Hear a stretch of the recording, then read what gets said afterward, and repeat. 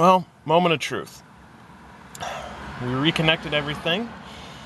So let's see if it'll run on its own without being in gear here, because the clutch is all that's fried and the wiring doesn't look too bad. So, find the keys. Set that down there. And hope and pray.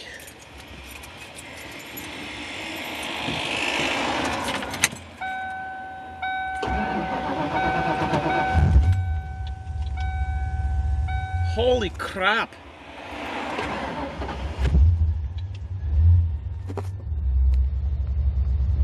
It's alive! It runs for shit, but it runs.